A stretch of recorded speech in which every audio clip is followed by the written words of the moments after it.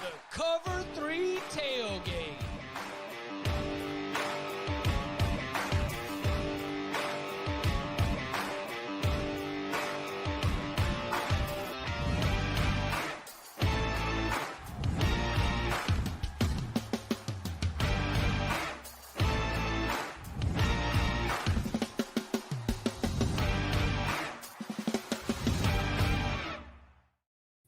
And welcome back to the Cover 3 podcast here on CBS Sports. That's Bud Elliott. That's Tom Fornelli. I'm Chip Patterson coming to you live at youtube.com/Cover3 and everywhere you get your podcasts on demand. Thanks for hanging out. Smash that subscribe, smash that like, and come and join us in the chat, a.k.a. the Cover 3 Tailgate. Happy President's Day to all who celebrate. Coming up later, Danny Kanell ranks his favorite presidents. No, Danny is with family right now. You know how that travel volleyball life works. I believe he was in Kansas City. He'll be back on Wednesday. Also, heads up, come and hang out on Wednesday as a friend of the Cover 3 podcast. Bill Connolly from ESPN will come and join the show. We are going to break down, of course, his returning production numbers, and he's got his first batch of SP Plus ratings up on ESPN.com. And so we can take a dive into that, see what we were surprised about and what those numbers might say about college football in this way too early moment as we get ready for spring practice to start. I really wish Danny was here so we could have done the president's draft, because I do think that would have done very well socially. Yeah. I know. Hey, we've always got let us know in the Cover 3 Tailgate, what do you think Danny's big board looks like on the President's Day President's Draft? What is the Mount Rushmore of presidents? I tell you what, if you get aggregated by the non-sports sites, like the traffic ain't no joke. Yeah. When I broke the crab, remember the Jameis crab leg story? Yes. Mhm. We broke that on Tomahawk, and that, like, back when I worked for SB Nation, and that thing ran like crazy, and we had to reset our Chartbeat subscription a couple times because it was getting agged by, like, not just, you know, at ESPN or CBS Sports, but like real CBS, like real Yahoo. That kind of traffic stuff is different. So I do think we really could rocket ship this thing. We just give a little bit, just a little bit. Nice. All right, listen, we need to stick with what we're good at, and what we're good at is talking about college football. So, I'm like LeBron. I don't like to accept praise, Chip. You know. All right. I did listen to the PMT NBA preview with Rosillo. Oh, did you? Like exactly the amount of NBA I need. The fact that they do it at the All-Star break is what makes it perfect. Right. I have no interest in paying attention to the NBA before now, and I at least like to know what teams these guys are on that I'm prize picking. You know.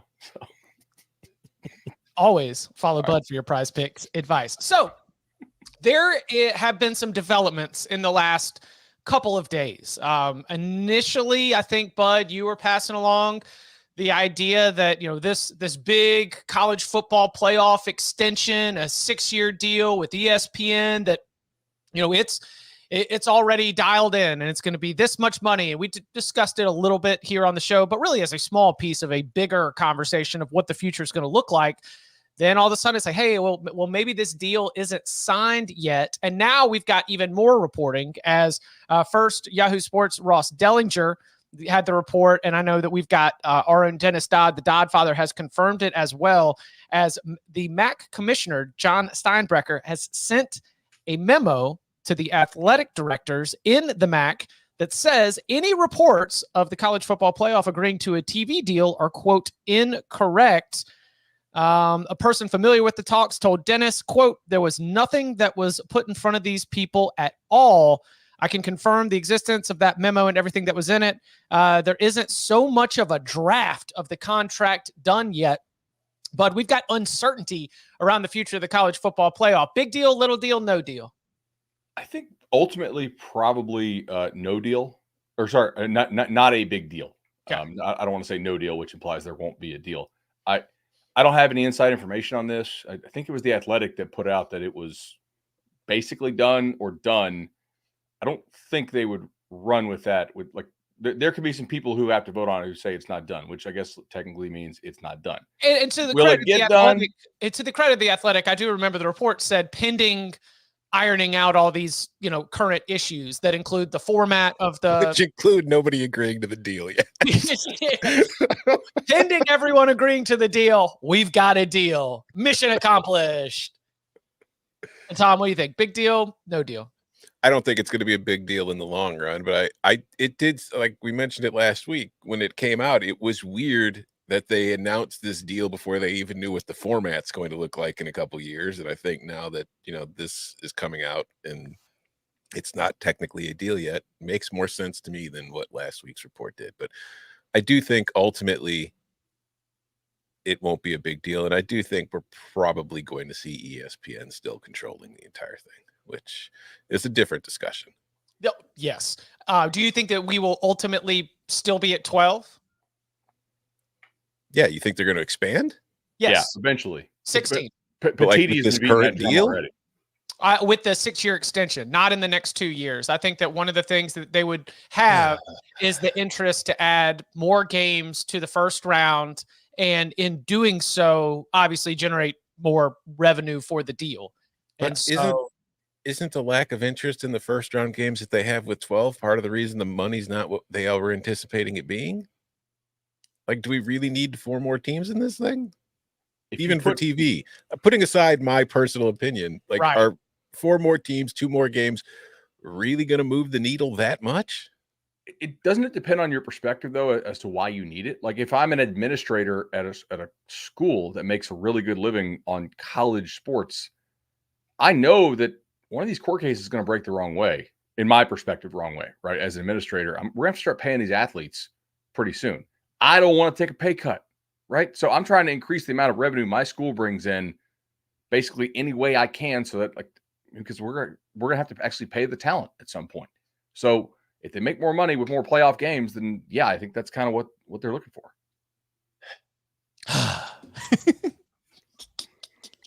We root for a business. I know. Well, hold on. Let's be clear. I don't know about what we root for. Okay, we root for the product. I root for me. I root for Chip Patterson University. I want to be right with all my predictions. I want my opinions to make me sound like a genius. I root for me. But yeah, this is it's interesting. I think that what we are looking at is a more realization of how much is left to be determined.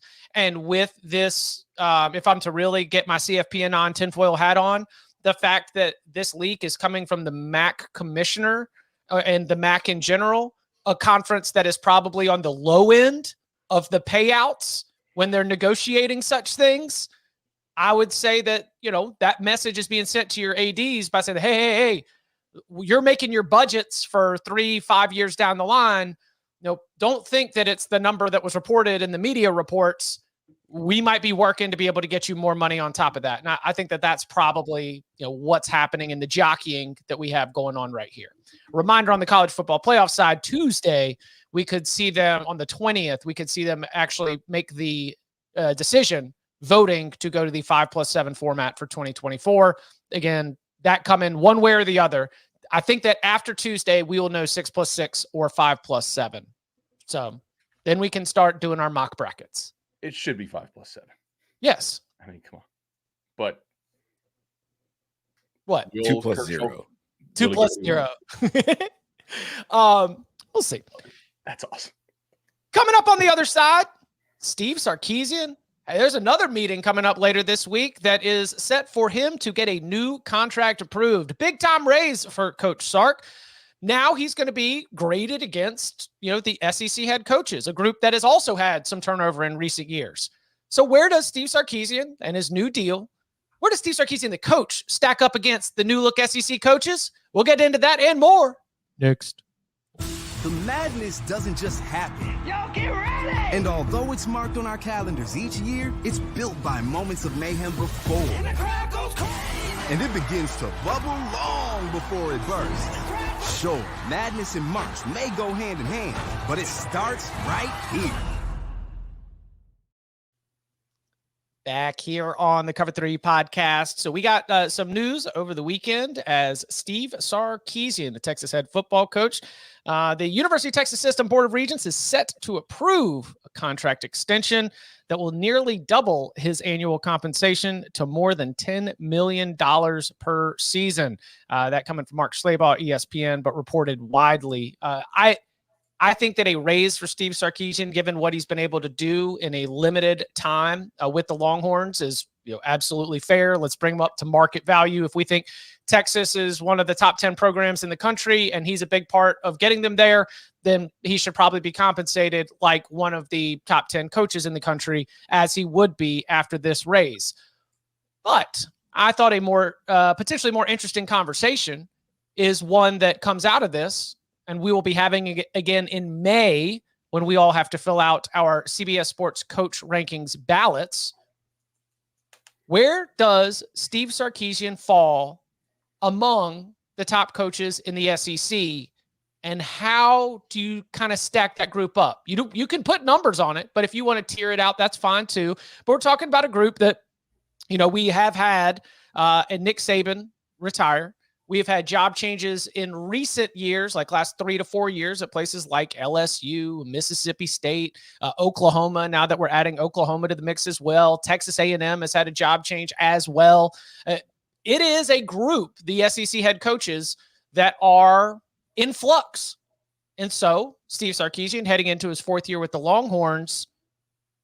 Bud, where do you put him among SEC coaches? So I took my notepad here, and so behind Kirby, right, who's in his own tier, coaches that I'm not really convinced that he's better or worse than, so sort of on a similar tier. Brian Kelly, Kalen DeBoer. Am I missing anybody? And then the next tier, I kind of have like Elko, Heupel, like guys who have had some success at lower division programs. They seem to be pretty competent. Am I missing somebody that Lane? Yeah, Lane. I would have Lane in the 3rd tier. Yeah, I'd have him in that 3rd tier. Like he had success at FAU. He failed with the Raiders. He failed with USC. He's had some nice seasons at Ole Miss, but nothing special so far. So I disagree. I think for Ole Miss, what he's done is special. I don't want to pre-bump him. We actually have to see him make this new roster gel. And like if he actually goes and gets to the SC title game or wins it, then I'll bump him up. But so far he hasn't won anything. Yeah, I'm with Bud. I would have Kirby on tier 1 all by himself. And then tier 2 is hey, I've been to the playoff or the title game. I haven't won it yet. And that would be DeBoer, Sark, and Kelly. And then there's everybody else. Where do you put Napier? Like, because Beamer's in a sort of a 4th tier, I think, right? So is Pittman. I didn't hear anybody say Eli Drinkwitz. Eli Drinkwitz is in that sort of 3rd tier. Yeah, Drinkwitz with Lane. Mm-hmm. I might be. I am trying not to make sure that I am overrating, just sort of the aura of Lane Kiffin, but 2 New Year's Six bowl appearances, 2 top 11 finishes in the last 3 years at Ole Miss. That doesn't happen a lot. Hugh Freeze did it. Double-digit win seasons doesn't happen. No, Hugh Freeze lost like 4 games a year. He would beat somebody awesome. He got the New Year's Six bowls. He definitely got the New Year's Six bowls. He went to 1 New Year's Six bowl. Didn't go to 2? Okay. So where's Hugh? Where's Hugh Freeze? Check Hugh's phone records and see how many times he got the New Year's Six bowl. I mean, isn't Freeze right there with Lane? Okay. Auburn hired Freeze over Lane in a pretty public thing. So at least one vote that matters. And Lane wanted the job from all reports. So I don't think you could really have Lane over Freeze based on what they've done so far in their career. So Steve Sarkisian firmly ahead of the thick of good coaches who haven't separated each other from each other. I think that putting him on the same tier as Brian Kelly is interesting. They've both made playoff games. They have not won a playoff game. They've both shown they can run large organizations competently, which is not as easy as people think it is. It does help to have good NIL, but there's still a lot of complications and headaches that come with that. So, I'm pretty comfortable with those 3. And DeBoer, because of the track record at so many different spots, really helps. But good ball coach theory. Like, yeah, if you wanted to do it like numbers wise in that second tier, have them 2, 3, 4, I would go Kelly, and then you can do DeBoer and Sark. You could put Sark on the bottom of those 3, but I think tier wise, they're in that same tier. Yeah, I would say that seems fair. Tier 4 is like guys who have never had success as a head coach anywhere. You know, like Beamer was never head coach, hasn't had success in South Carolina. Pittman, kind of the same thing. Levy, first year head coach. Levy, Clark Lee, right? Exactly. Venables. Yeah. Venables is an interesting one. Do you give him credit for being that good for that long? As a defensive coordinator? I think he belongs in that 4th category until he shows something, something more on the field. Yes. Like to miss the Big 12 title game this year with that schedule, yes, was a pretty big red flag to me. Yeah. Steve Sarkisian did improve things on the field. I think that he also did a really good job of sort of the vibesy stuff around Texas. Yeah. It did not seem like even all the way to watching the way they stormed back in that Sugar Bowl and damn near won it right at the end of the game. They just didn't seem to have any of the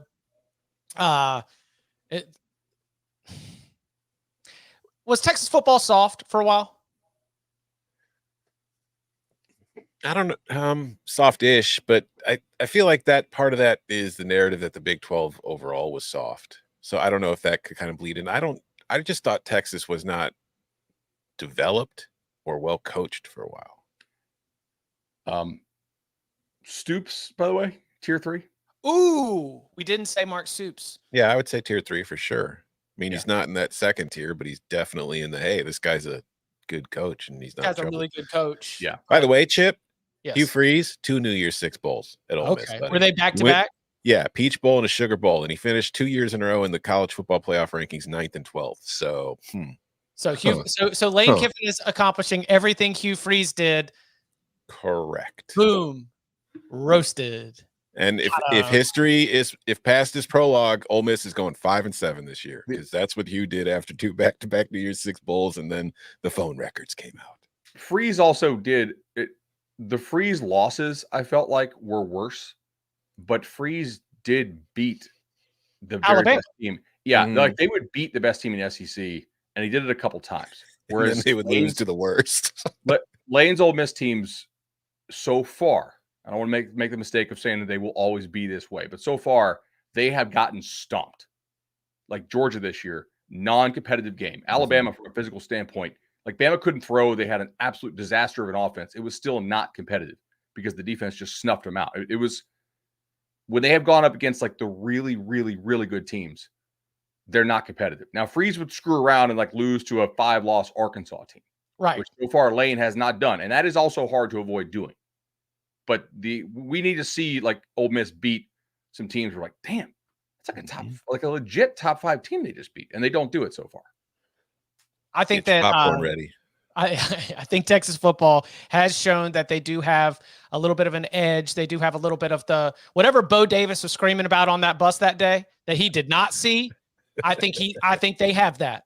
And so that in itself, when you're taking over a behemoth like that, to identify what needs to be fixed and help lead those changes, Steve Sarkisian gets a lot of points in my book. I agree with you, Kirby, on the first tier. And then we start a debate that Steve Sarkisian is very much a part of. I'll throw Brian Kelly in as my personal vote, but certainly that can change. Again, May is when we do the CBS Sports Coach Rankings at cbssports.com, and of course, reveal a lot of our ballots and debates here on the Cover 3 podcast. It is going to be so hard.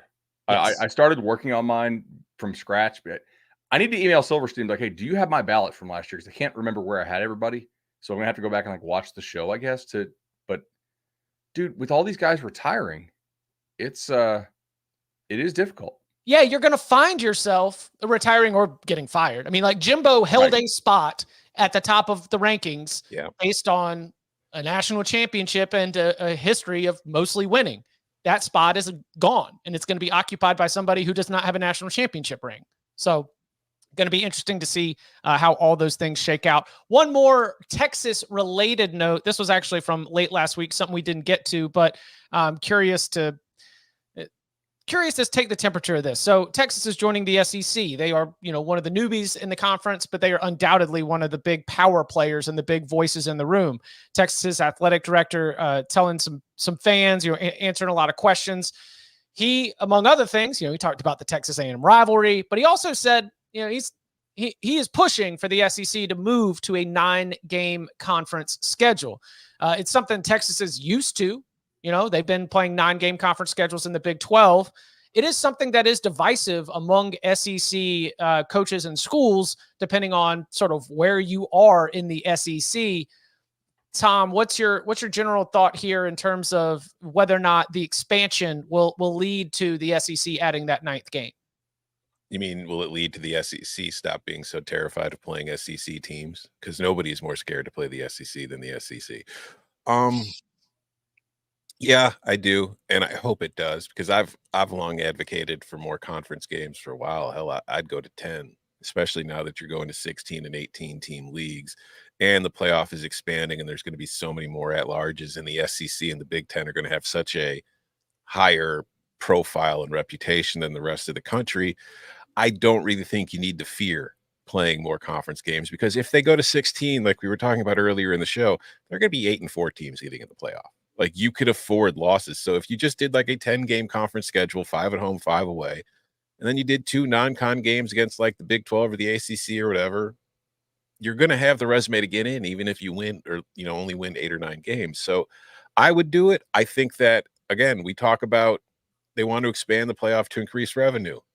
More conference games will make your television deal more, more attractive, because you'd rather see Ole Miss playing South Carolina than Ole Miss playing Mercer or whoever that would be on that non-conference schedule. So, yeah, I do think we're going to get there, and I do think that as we become more of a Super 2 kind of Power 2 league, we're going to see both those leagues kind of just break away further from everybody, and not just from financially, but from the schedule too.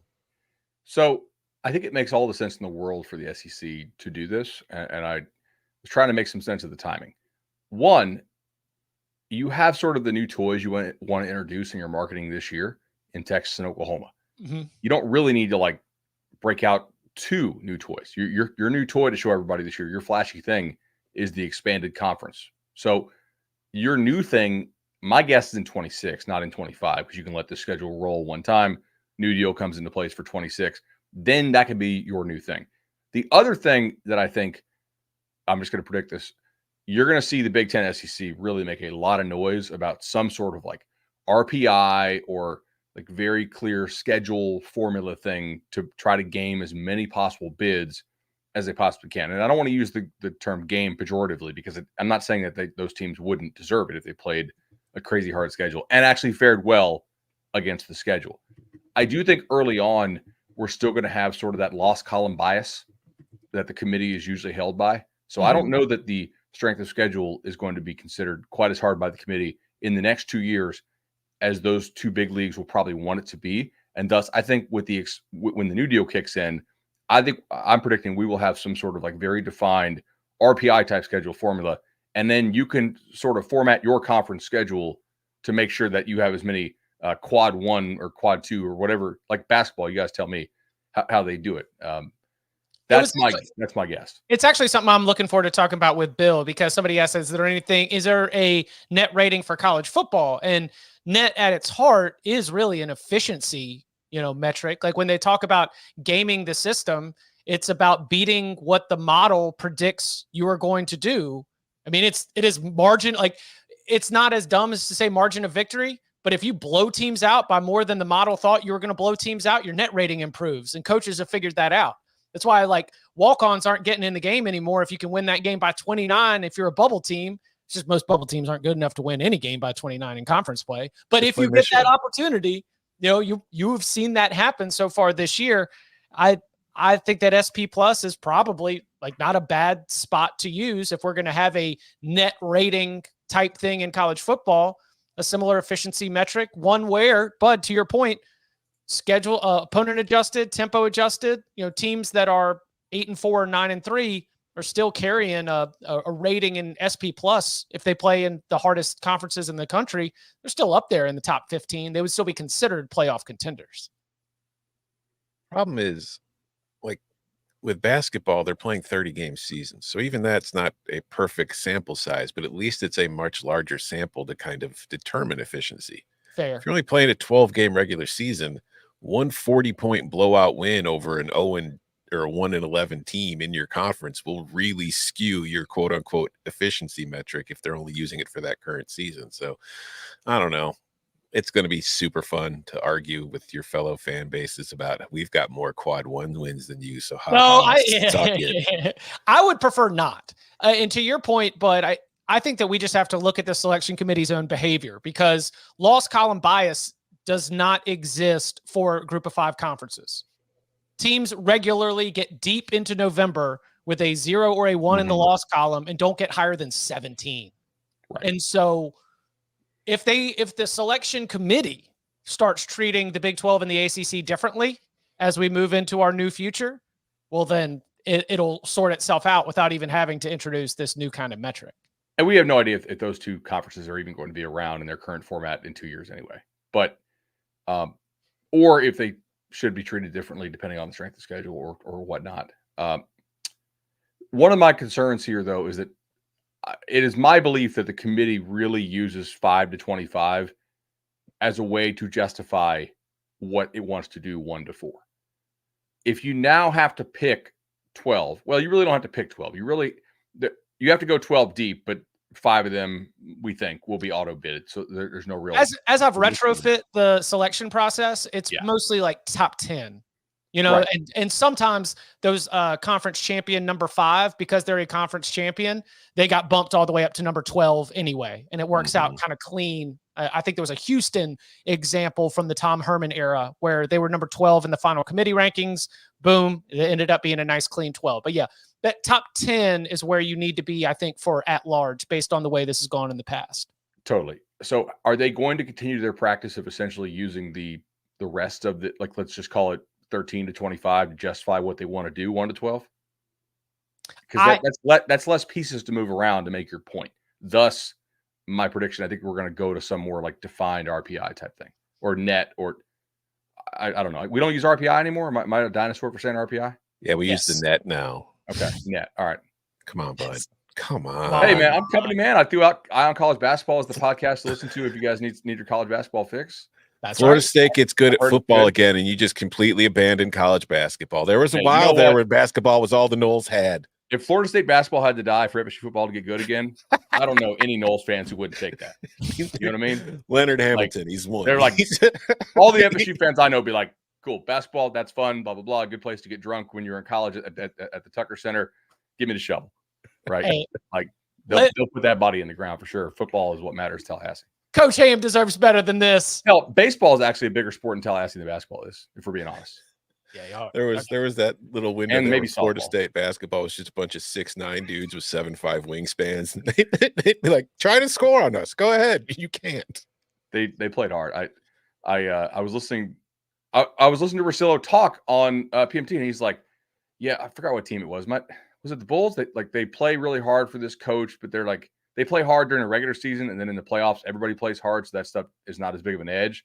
Yeah, but they don't have a guy you can consistently trust to get his own shot and score. I'm like, oh my god, I forgot what team it was, so I guess I wasn't active listening. Like that's FSU basketball, even when we were good, you know."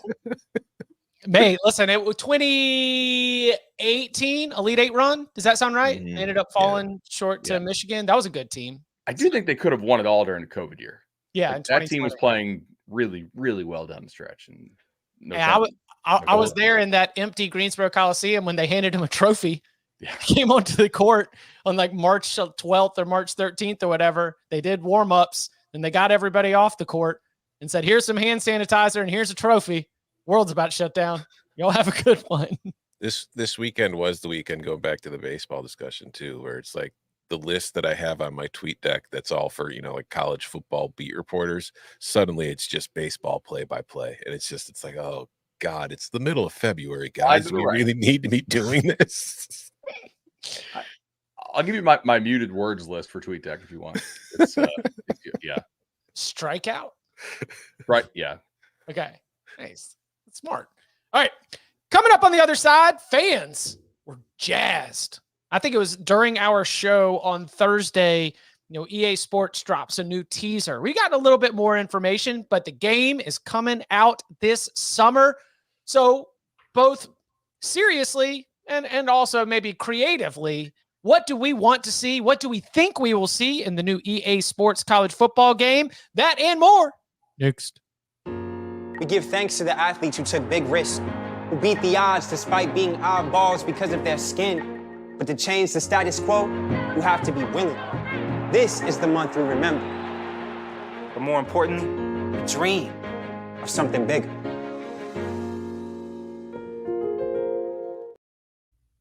Back here on the Cover 3 podcast, fans are fired up because there was some back and forth. We knew EA Sports was working on a new college football game. Then there was some concern about whether it was going to be able to get out. It is returning, we now know, thanks to an announcement and a teaser trailer from EA Sports. More information to come in the months ahead. A release, I think, along the classical release calendar, expecting it sometime this summer. Tom, what's on your checklist? What's on Tom's checklist for the new EA Sports college football game? First of all, I enjoy the people going through that trailer like a Zapruder film, trying to find the date for the release, and they're thinking like it's on like that clip thing at the end where they, do the cut board or whatever it's called. Yeah. They're looking at all the numbers on that, trying to decipher a date for the release to see if it was a hidden message. That seems like a lot. Yeah, there's people are desperate to have this game back. A lot of nerds who had lonely days playing college football. No. Hey, I'm throwing myself in that group. I played it for hours, man.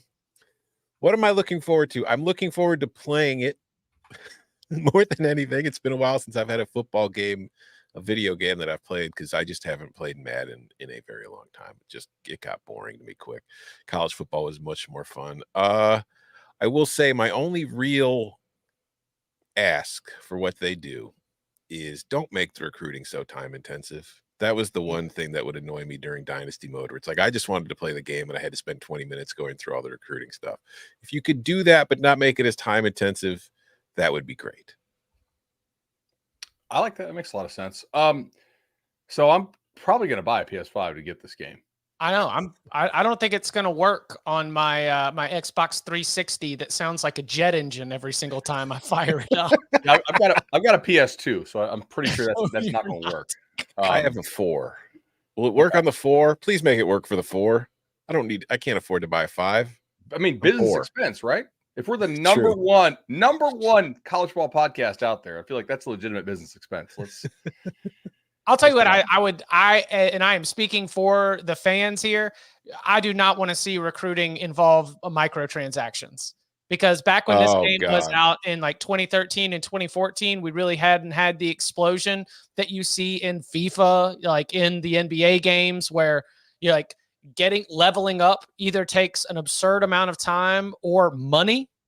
And I don't think that's, while it is in the spirit of college football and the idea that it takes money to build a roster, I would feel like that is an unfair playing experience if we bring that into the game as well. Can you imagine having to buy players for both your real and your fake team? That's just like we got our guy, Carolina superfan Delbert Jenkins, who's back to eating ramen just because Mac moved the goalpost and said $1 mill's not enough. We need $5 million. He's having ramen every single night, sending $9 donations to the Heals for Life campaign. I mean, Delbert's fingers are swelling, and you're asking him to also pay to build a Carolina roster on the PS5 too? Come on now. I mean, if you're EA, don't you just try to keep this as simple and fun as possible in year one? And then if you have more complex plans, roll it out. But the game's going to sell based on nostalgia in large part. Mm-hmm. Do a good job of the gameplay. Make the menus a little more navigable than they are in Madden. That's not my OG take, because I haven't been playing video games for a minute. But I think it's just going to be awesome, man. Like I want to see something that I remember, but better functionality. Really, like is kind of what I want out of it. Got to do this. So I want to be in the game. Sim the recruiting. You could sim it, right? You can sim the recruiting. Get the stadiums and the songs right, And I don't mean like correct. I mean, just like do it well.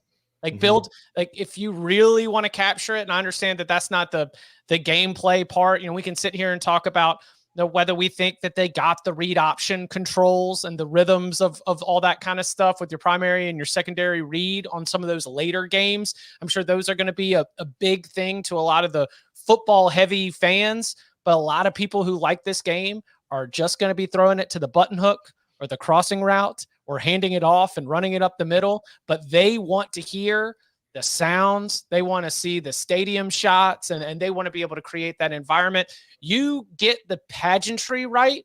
I'm trying not to sound cheesy, but I think I feel strongly about this. You get the pageantry right, people will overlook ultimately minor, gameplay complaints.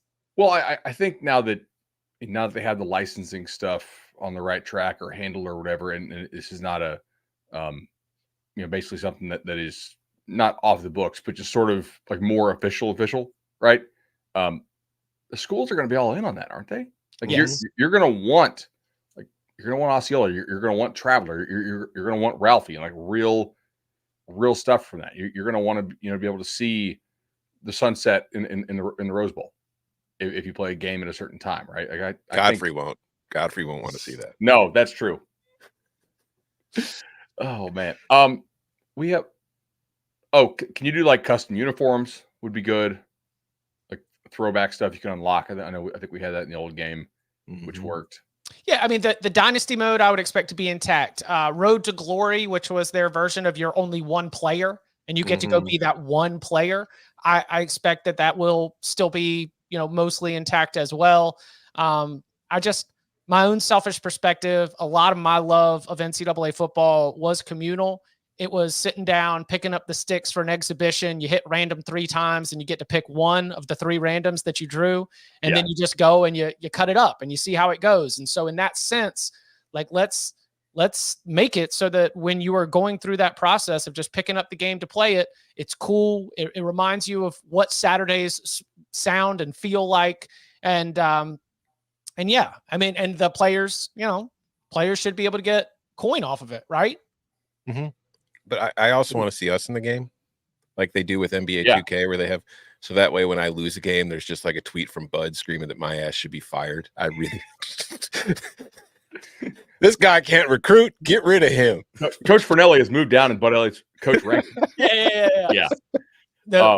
Bud Elliott tweet heading into the season. This is a schedule of someone who's going to be fired. So can we?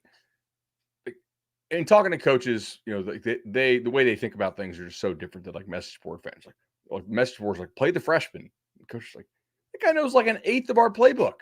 It would be that'd be something cool to see, right? Like you sign the 5-star freshman, but maybe his like athletic score is crazy high, but maybe his like awareness score is super low, and it makes it to where, I don't know, like maybe there's certain areas of the playbook that you can only unlock by playing more.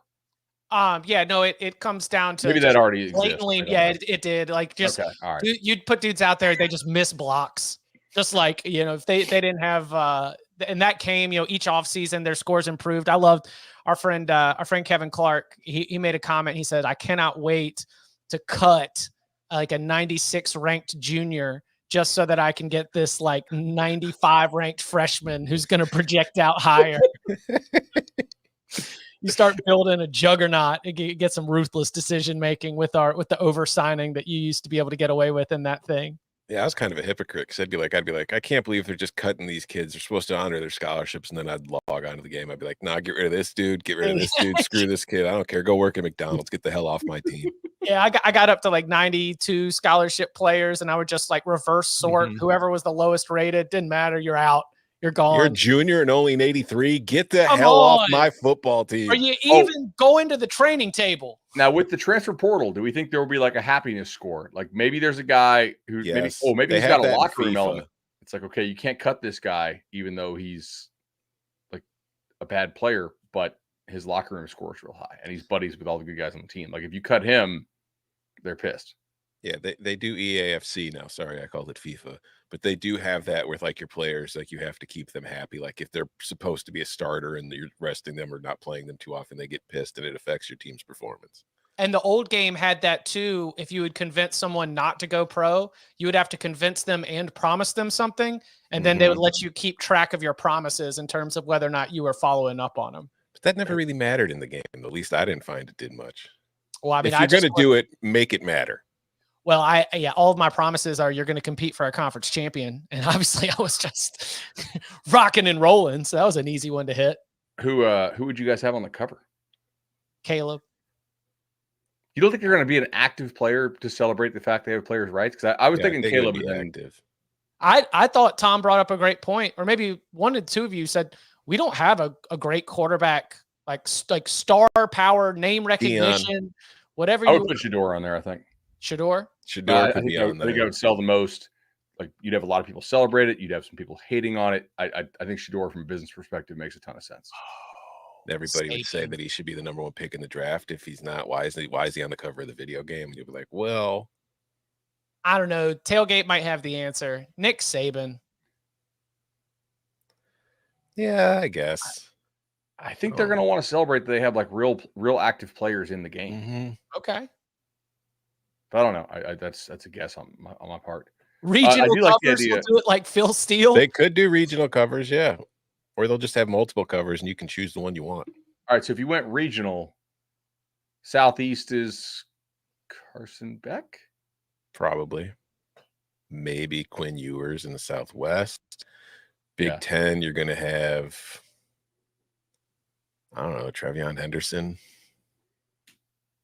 Probably. Will Johnson. I don't know. It has to be a big school, but. Donovan Edwards. Donovan Edwards. Yeah, maybe. I don't know. Scored touchdowns for the national champion last year. Feels like that. Out west, Miller Moss. Like we're not putting Dylan Gabriel on the cover of EA, right? They might. This is the point. Like there's so many really guys. Yeah, the COVID thing, it's going to be an odd season because a lot of guys got the extra eligibility. Some guys, there isn't a superstar coming in that you're just super set on, which again, going off topic here, another reason why a lot of quarterbacks you don't think should be drafted very highly are going to be drafted highly this year. A lot of quarterbacks that you don't think are going to be drafted highly in the NFL draft this year are going to be drafted highly because NFL uncertainty surrounding next year's QB class. And if NFL teams don't want to wait until next year, might as well take one of the guys now. Whereas at this time last year, they were like, well, Caleb Williams, Drake May, these guys are all coming out next year, so maybe we don't have to go for it now. Whereas next year, they're like, Carson Beck, Quinn Ewers. And like I said, if Carson Beck came out this year, I would have him going. I think he might have been a second-round pick. Yeah. At worst. So the other one from Tailgate said a sort of collage of all the Heisman winners since the game's been gone that they couldn't use before. To celebrate them. That'd be cool. Or like maybe you do. How long has it been gone? 9 years? 10. It was the last one. Was the last one. So yeah, 10 years. The summer of 13 was when they released NCAA 14. So maybe do 5 covers with 2 guys on it each. Something. I like that. Or you can put yourself on the cover. Custom made for an extra $10. Send in a photo of you. We'll put you on the cover.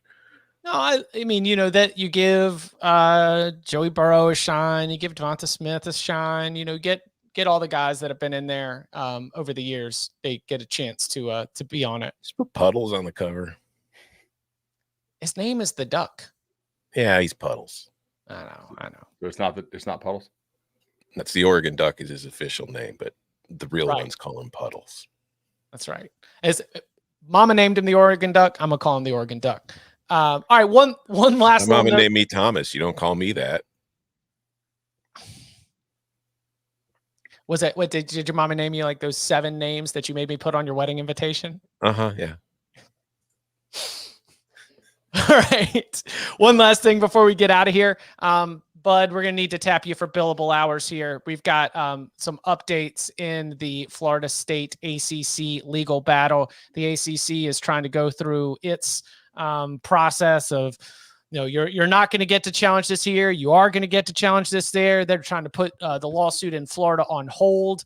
I know there's a lot of moving parts here, and so that's why we always need you to be able to let us know where we are in the process and what seemed like the significant develops in the last couple weeks since we've last checked in on this. Sure. So both the ACC and FSU have filed their answers and have also moved to dismiss the cases in the respect. ACC wants it to be heard in North Carolina. Florida State wants it to be heard in Tallahassee. Do I think either of these things are actually going to be dismissed right now? No, probably not. It'll probably go for a little bit longer. Everybody's going to get a little more billable hours out of this. FSU's answer included a lot of the Swafford Son Raycom stuff, which was pretty personal. We'll see how much of that stuff actually matters. The ACC's answer in Tallahassee was huge. I mean, and not in terms of like how much it matters, but just the number of pages was enormous. They basically argued everything in the book, which is pretty commonplace, to be honest. I don't think there's anything really remarkable about that. There's an interesting bit in there where the ACC is essentially saying like, no, like maximizing revenue and being a steward of the conference is a goal. It's not a requirement. I was like, I don't know how well that one holds up, but again, that's why you argue everything, and maybe some of the other stuff will stick. I know a lot of people on social media made a big deal out of the ACC saying that Florida State, of course, has the option to buy its rights back. Yes, they do at $550 million or whatever it would be. So, not something that they're actually going to do. That's why they're suing each other. So there were a lot of graphics going around. The ACC admits that FSU can buy its rights back. Yeah, of course they can, but they didn't say for what price. So it's kind of just a lot of like hubbub about nothing. I don't think Florida State's going to stay in the ACC for very long. That doesn't mean next year. It could mean next year. Who knows? They have to officially exit by August. Maybe this settles. Maybe it doesn't. But I wouldn't really draw huge conclusions right now. You have to be out by August to be out for 2025. Correct. Yeah. So oh joy, another 2 weeks in August, or we're just sitting around waiting to see if Florida State's going to leave the conference. That'll be correct. Mm-hmm. Question for it. Oh, do we want to hit the in-helmet communication stuff? Because I actually did get some good notes on that. Oh yeah, absolutely. That was the ACC had its winter meetings a little bit earlier up in Charlotte late last week, and one of the things coming out of it was the approval of in-helmet communication. This is something that I think at the NCAA level is assumed that they're going to get there. The ACC jumping ahead of it, saying like, yes, we give a thumbs up as well. This goes on to get approval. ACC conference games, we think it's good. This an obvious reaction to all sign stealing scandals, because you don't need all the Macarena on the sideline if you're able to just signal it in to your quarterback. Right. So I talked to some coaches about this, and they said it actually is really important that it got approved now, because there's a lot of stuff they have to get used to communicating with the players in spring. Like they're going to use it every day in spring to deal with it. And some stuff that I don't know you wouldn't have thought of, but I hadn't thought of because I really hadn't pondered it previous to this, but they had been thinking about it. Like, look, here's the deal. In college, we rotate guys a lot more than the NFL does. In the NFL, a lot of these starters don't come off the field all that much, right? Like they're playing most of the snaps. So how many helmet radios do you actually get? You can only have one guy on the field at one time, right? But who's monitoring for this? Okay. What if you have to put two guys who have a helmet radio on the field? Can you swap the helmet out? Right? Like how does that work? And I do think we will still see, by the way, some signalers on the sidelines, specifically in the instance of defending tempo teams. So like I know a lot of teams defensively, they have a different signaler call their front than they do their back, right? So maybe like you call the back part of the defense with the coverage and the fit over the helmet radio, and your backer or your safety, whoever you maybe got a corner who's really good at it, designate as your radio guy. He calls that, but you still have your front looking to the sideline to get the signal for what kind of front you want to align in. So it'll be interesting to see. I mean, you get penalized for having two guys on the field with the same number. We're probably going to have some instances where you have two guys with a quote unquote helmet radio who controls if like they're both active or not? Or can you declare yourself ineligible for radio like you could if you had you switch your helmet out? Yeah, but no, from a player safety thing, they make you wear the same helmet like all year through the whole thing because it fits to your head and all this other stuff. Interesting. Well, on offense, it's just quarterbacks only, so that's easy. But Right. defense, yeah, I don't know, maybe they just come up and say it can only be your linebacker, or it could be just, like it has to be this one position. I don't know. Because I mean, I know the NFL, most of it is linebackers who do Like it. who controls it? Like is there a guy from the conference that says, hey, like we can only have one radio active at one time, and thus it eliminates the possibility of a penalty? There's like a monitor on the umpire's hip that says, "Uh-oh, I feel two helmets around me. Hold on, timeout." They've got Almost like a switcher system. Like you can only have one button depressed at one time. The refs get a shock if there's too many radios active. Yeah. I mean, imagine if you're standing on the sideline and then all of a sudden the call comes into you. Oh no, this call is meant for the guy on the field right now. And then all of a sudden, like the signals get crossed. Also, like we could just give everybody radios. Apparently, these are very cheap, by the way. Yeah. Like the cost is not a real concern if you're at a school if you're at a D1 school. There's like a corner who's just got his Spotify on his radio the entire time. He's not even listening. He's just listening to music out there. Hey, if that's what you need to stay in that wide receiver's pocket all day, you bump those tunes. That sounds good to me. We'll question, let's see, how are they going to deal with non-conference games? I think the assumption is that it's going to get approved across college football at the FBS level. Mm-hmm. Yeah, but I think both schools would have to agree, or you just put them down. Interesting. Well, yeah, this still a lot to be sorted out, but the ACC, one of several conferences that's already getting ahead of it. And a good note there from Bud, as they will now be going into spring practice, establishing, the rhythms and routines that are going to allow them to be able to execute without as many issues when they're on the field in 2024.